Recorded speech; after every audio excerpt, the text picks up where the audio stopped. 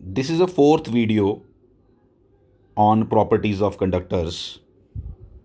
मैंने आपको पहले भी बताया कि this is very very important topic, और इसके अंदर भी हम एक इम्पॉर्टेंट प्रॉपर्टी को ही डिस्कस करेंगे। अगर आप देखोगे ध्यान से तो इसमें हम क्या डिस्कस करने वाले हैं कि अगर देखो इसमें है कि हमारे पास अगर एक कंडक्टर है, कुछ भी कोई भी शेप का, और उसके बीच में कैविटी है। कैविटी समझे ना आप, एक खाली जगह है, और हमने उस पे इधर चार्ज उसको दिया जो इसके सरफेस के ऊपर लाई करेगा। ये हमें क्लियर है पहले से। अब हमें पता लगाना है कि क्या इस कैविटी के सरफेस के ऊपर कुछ चार्ज आएगा। हमने इस बॉडी को ऐसा कर लो, अभी आप रहने दो इसको ऐसा, अभी आप इसको ऐसा नहीं करो कि इसके सरफेस के ऊपर चार्ज है। आप ऐसा समझो कि हमने इस बॉडी को चार्ज दिया, ठीक है, इस बॉडी को हमने चार्ज दिया। तो अब वो इधर दो सरफेसेस बने ना, अब एक ये सरफेस और एक कौन सा, ये वाला सरफेस। ये भी तो सरफेस बना, अब इसके अंदर भी तो एयर ही है। तो जब ऐसी केस होगा तो चार्ज कहाँ पे एक्यूमुलेट होगा, कहाँ पे उसके ऊपर आएगा? क्या इस सरफेस के ऊपर भी आएगा या सिर्फ इसी सरफेस के ऊपर आएगा? तो इस छोटी सी बात करने वाला हूँ, ये इतनी इंपॉर्टेंट नहीं है, आपको पता चल जाएगा। आप इसको नोट करके रखोगे जो बात मैं अभी बोलूँगा। अब इसमें क्या किया, हमने इस बॉडी को चार्ज दिया और हमने देखना है कि चार्ज कहाँ पे आएगा। तो हमने क्या किया, हमने फिर से एक गॉसियन सरफेस लिया, वेरी क्लोज टू दिस, यहाँ लिया, ठीक है। आप बताओ इस गॉसियन सरफेस के ऊपर इलेक्ट्रिक फील्ड कितना होगा? ज़ीरो। इलेक्ट्रिक फील्ड अगर ज़ीरो होगा, कहाँ पे लिया ये गॉसियन सरफेस? मैं और बेटर ले लेता हूँ, मैं इसको ऐसे कर लेता हूँ, बिल्कुल क्लोज कर लो इसके, बिल्कुल क्लोज। ये जो कैविटी है, इस कैविटी के बहुत क्लोज हमने क्या लिया, इस कैविटी से बहुत क्लोज हमने गॉसियन सरफेस लिया, यहाँ very close to this, to just know about कि इसके सरफेस पे क्या हो रहा है। ठीक है, इंटरेस्टिंग है, ठीक है। इसको चार्ज दिया और ये सब है कहानी। हमने क्या देखा, फिर से इस सरफेस के ऊपर इधर इलेक्ट्रिक फील्ड क्या होगा? हर जगह ज़ीरो। क्यों? क्योंकि ये तो सॉलिड है ना कंडक्टर सारा, यहाँ ये रीजन तो सारा इक्विपोटेंशियल है, इसलिए यहाँ पे इलेक्ट्रिक फील्ड किसके बराबर होगा? ज़ीरो। अब जब यहाँ पे इलेक्ट्रिक फील्ड ज़ीरो है तो इसका मतलब क्या हुआ कि ये जो भी इस रेड वाले पोर्शन के अंदर चीज़ है उसके अंदर क्यू इन कितना है? ज़ीरो।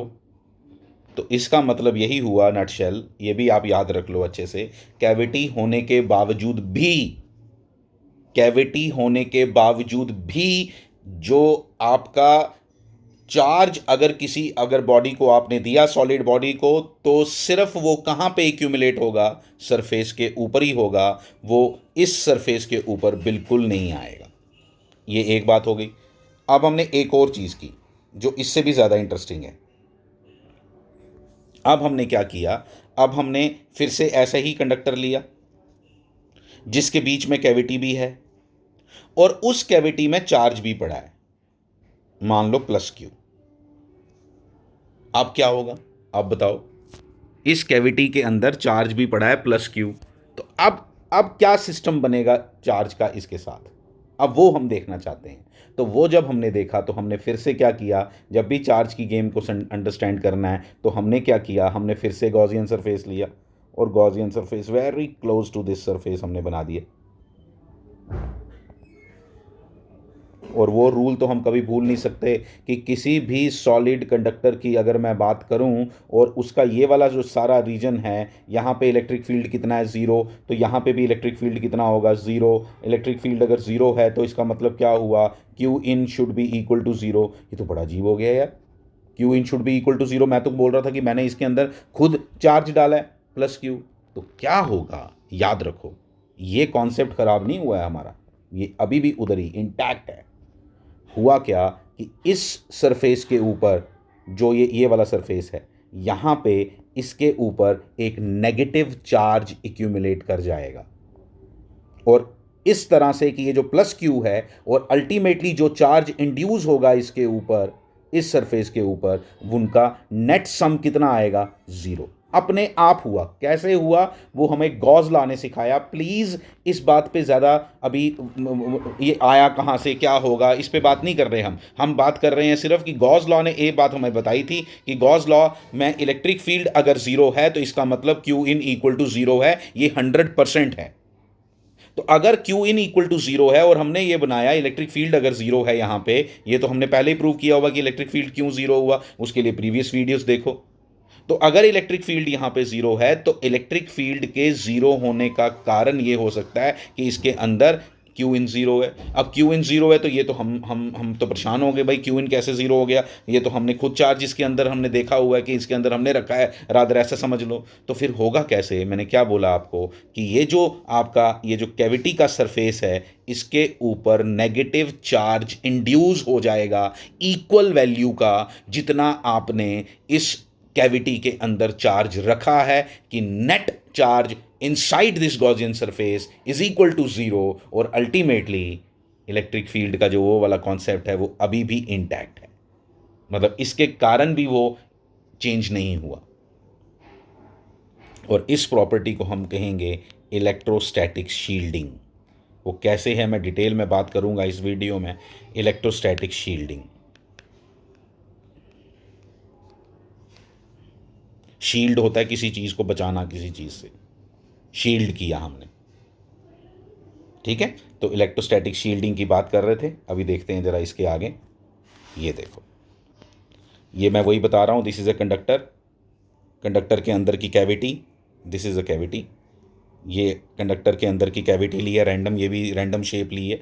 फिर उसके बीच में हमने ये प्लस क्यू चार्ज खुद डाला था, ठीक है, प्लस क्यू चार्ज हमने खुद डाला था। तो जब हमने प्लस क्यू चार्ज डाला तो ये अंदर माइनस क्यू खुद ब खुद डेवलप हो गया।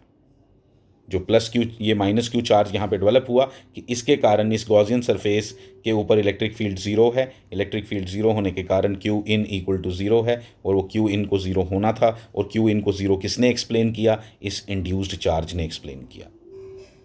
ये जो उसके दूसरे ये क्या है? ये जो पॉजिटिव बाहर वाले दिख रहे हैं ये क्या है एक्चुअली? ये है, ये पूरा कंडक्टर ऐसा है एक्चुअली, और ये कंडक्टर के बाहर वाला सरफेस है। तो जब उसको बाहर वाले सरफेस को हमने चार्ज दिया तो वो उसके सरफेस पे आएगा। ये वो पॉजिटिव दिखा रहा है यहाँ पे, ठीक है। इसके साथ ही एक और चीज़ बड़ी इंपॉर्टेंट है देखने वाली, ये देखो,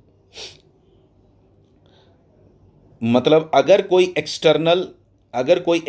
एक्सटर्नल इलेक्ट्रिक फील्ड है, ठीक है, जो अंदर घुस नहीं पा रहा, और इस कैविटी के अंदर भी नहीं घुस पा रहा, बिल्कुल भी नहीं घुस पा रहा, इस कैविटी के अंदर भी नहीं घुस पा रहा। ये जो एक्सटर्नल इलेक्ट्रिक फील्ड है ये इस कैविटी के अंदर भी घुस नहीं पा रहा, क्योंकि यहाँ पे इलेक्ट्रिक फील्ड क्या है? ज़ीरो। हर जगह यहाँ पे इलेक्ट्रिक फील्ड क्या है? ज़ीरो। इसलिए जो एक्सटर्नल इलेक्ट्रिक फील्ड होगा वो इस कैविटी के अंदर एंटर नहीं कर पाएगा। This property was explained bye Faraday, और उसने कहा ये एक केज की तरह एक्ट करेगा। और हम इस ऐसे कॉन्सेप्ट वाले केज को हम बोलते हैं फैराडेज केज।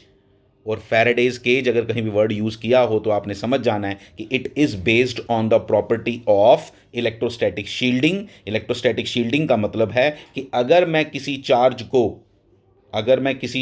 को बाहर के इलेक्ट्रिक फील्ड से डिस्टर्ब नहीं होने देना चाहता तो मैं उसके ऊपर एक मेटल का सरफेस चढ़ा दूंगा। कंडक्टर और मेटल एक ही बात होती है। मेटल का सरफेस चढ़ा दूंगा, और मेटल का सरफेस चढ़ाने के कारण अब वो जो बाहर का एक्सटर्नल फील्ड है वो उसको कभी भी डिस्टर्ब, उसके साथ कोई पंगे नहीं कर पाएगा। और इसलिए हम इस सिस्टम को क्या कहेंगे? Now I have shielded the charge inside this cavity from the external electric field. Now I have shielded this charge placed inside the cavity from external electric field. The external electric field cannot disturb the system, the things which are going inside this cavity. तो electrostatic shielding की एक ये बात आ गई। एक छोटी सी बात आपके साथ और करूँगा। आप आज की डेट में सुन भी रहे होगे कि आजकल लाइटनिंग के केसेस हो रहे हैं, लाइटनिंग और थंडरस्टॉर्म के केसेस हो रहे हैं। लाइटनिंग लोगों को मतलब अभी कई लोगों की जान भी ली है लाइटनिंग ने। अब मैं आपको एक सिंपल बात बताता हूँ, इलेक्ट्रोस्टैटिक शील्डिंग मतलब कभी लाइटनिंग हो रही हो, आप बस में या कार में अपनी कहीं ट्रैवल कर रहे हो, it is much safer to sit inside a car than, much safer क्या, it is safer to sit inside a car और अ बस। क्योंकि जो कार और बस है उसका जो एक्सटर्नल सरफेस है वो कैसा है, इट इज़ अ मेटल, और जिस समय लाइटनिंग होगी तो आप उस कैविटी के अंदर बैठे हो, किसके लिए, लाइटनिंग के लिए, because lightning is also a charge, this is a charge due to the friction of clouds. मैं सिर्फ इतनी सी बात आपको बताऊंगा, लाइटनिंग एक बहुत बड़ा प्रोसेस है जिसके बारे में अभी हम बात नहीं कर सकते, लेकिन सिर्फ आप इतनी बात याद रखो, it is a beam of charge. जो लाइटनिंग आपको दिखाई देती है, it is a beam of charge, जो चार्ज स्ट्रक करता है किसके साथ, जहाँ पे उसको लो रेजिस्टेंस मिलता है। लेकिन वो अभी इसकी बात अभी नहीं बात कर रहे हम।